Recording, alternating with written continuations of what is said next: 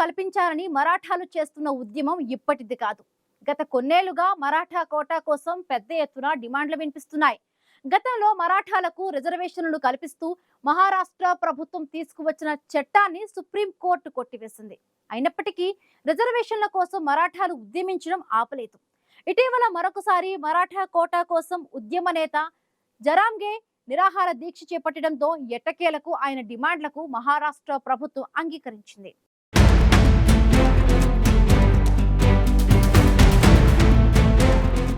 Maratha quota ఉద్యమానికి ఎట్టకేలకు విజయం వరించింది. ఓబీసీ కింద విద్యా ఉద్యోగాల్లో మరాఠా వర్గానికి 10% కోటా డిమాండ్ చేస్తూ ఆగస్టు 29న మనోజ్ జరాంగే పాటిల్ నిరాహార దీక్షను ప్రారంభించగా 5 రోజులకు ఆయన డిమాండ్లకు మహారాష్ట్ర ప్రభుత్వం అంగీకరించింది. దీంతో జరాంగే తన నిరాహార దీక్షను విరమించారు. మరాఠాలో గెలిచారని జరాంగే ఆనందం వ్యక్తం చేశారు. మరాఠాలో కున్బీలు ఒకే కమ్యూనిటీకి చెందిన వారిని గుర్తిస్తూ జీఆర్ జారీ చేసేందుకు మహారాష్ట్ర ప్రభుత్వానికి 2 నెలల సమయం ఇస్తున్నట్లు మనోజ్ జరాంగే పాటిల్ తెలిపారు.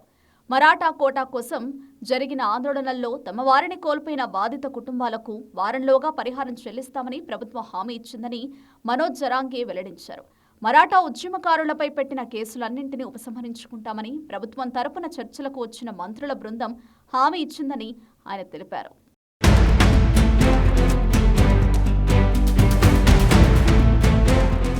మరాఠా కోటా ఉద్యమం చేస్తున్న మనోజ్ జరాంగేను మహారాష్ట్ర మంత్రి రాధాకృష్ణ విఖే పాటిల్ నేతృత్వంలోని సబ్ కమిటీ కలిసింది. హైదరాబాద్ గెజెట్ అమలుకు సర్కార్ ఆమోదం తెలిపినట్లు ఆ సబ్ కమిటీ వెల్లడించింది. మరాఠా నిరసనకారులపై గతంలో దాఖలు చేసిన కేసులను ఈ సెప్టెంబర్ చివరికల్లా ఉపసంహరించుకుంటామని మంత్రి రాధాకృష్ణ విఖే పాటిల్ నేతృత్వంలోని సబ్ కమిటీ పేర్కొంది. నిరసనల్లో ప్రాణాలు కోల్పోయిన వారి కుటుంబాలకు ఆర్థిక సాయం చేస్తామని స్పష్టం చేసింది. విద్యార్హతల మేరకు ప్రభుత్వ ఉద్యోగాలు ఇవ్వాలని కూడా నిర్ణయించినట్లు తెలిపింది. అయితే కున్బీలు మరాఠాలు ఒకే వర్గమని ఉత్తర్వులు జారీ చేసేందుకు కనీసం 2 నెలల సమయం పడుతుందని మంత్రి రాధాకృష్ణ విఖే పాటిల్ చెప్పడంతో అందుకు మనోజ్ జరాంగే పాటిల్ అంగీకరించారు.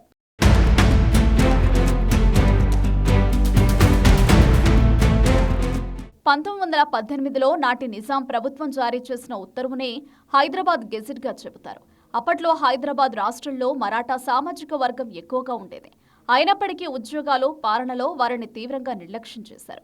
దీనితో ఈ సమస్యను పరిష్కరించేందుకు నాటి నిజాం ప్రభుత్వం మరాఠా వర్గాన్ని హిందూ మరాఠాలుగా గుర్తించారు. తద్వారా మరాఠాలకు విద్య, ఉద్యోగాల్లో రిజర్వేషన్లు కల్పించింది. దీన్ని నిజాం ప్రభుత్వం తన అధికారిక గెజిట్లోనూ పేర్కొంది. ఇదే హైదరాబాద్ గెజిట్గా ప్రాచుర్యం పొందింది. మరాఠా సామాజిక వర్గం సామాజికంగా, విద్యాపరంగా వెనుకబడి ఉందని అధికారిక రికార్డుల్లోనే పొందుపరిచారని వాదిస్తున్న మరాఠా కోటా ఉద్యమకారులు చారిత్రక వాస్తవాల ఆధారంగా రిజర్వేషన్లను తక్షణమే అమలు చేయాలని డిమాండ్ చేస్తున్నారు. అయితే గతంలో మరాఠాలకు రిజర్వేషన్లను కల్పిస్తూ మహారాష్ట్ర ప్రభుత్వం తీసుకొచ్చిన చట్టాన్ని మే 5, 2021 సుప్రీంకోర్టు కొట్టివేసింది. రిజర్వేషన్లు 50% మించకూడదనే నిబంధనను ఉల్లంఘించడానికి సరైన కారణం లేదని సుప్రీం పేర్కొంది. కళాశాలలు, ఉన్నత విద్యా సంస్థలు, ఉద్యోగాలలో మరాఠా కమ్యూనిటీకి రిజర్వేషన్లను సుప్రీం రద్దు చేసింది.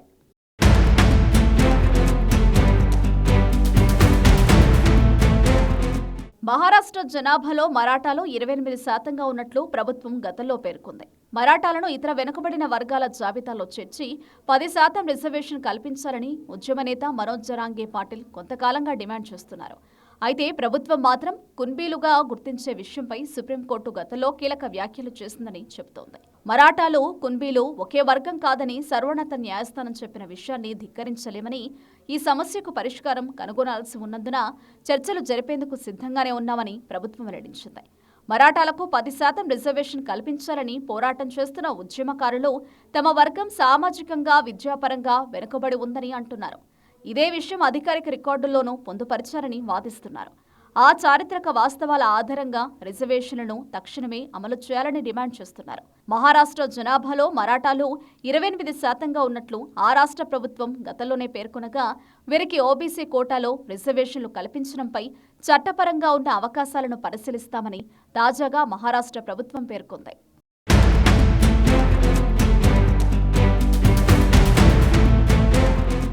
ఎన్నో ఏళ్ల నిరీక్షణకు ఎట్టకేలకు తెరపడింది. మరాఠా కోటా ఉద్యమానికి ఎట్టకేలకు విజయం వరించింది. ఉద్యమ నేత జరాంగే పాటిల్ డిమాండ్లకు మహారాష్ట్ర ప్రభుత్వం అంగీకరించింది. జిఆర్ జారీకి 2 నెలల సమయం పడుతుందని ప్రభుత్వం ప్రకటించింది. దీంతో మరాఠా కోటా కోసం ఉద్యమించిన ఉద్యమకారులకు విజయం లభించినట్లయింది.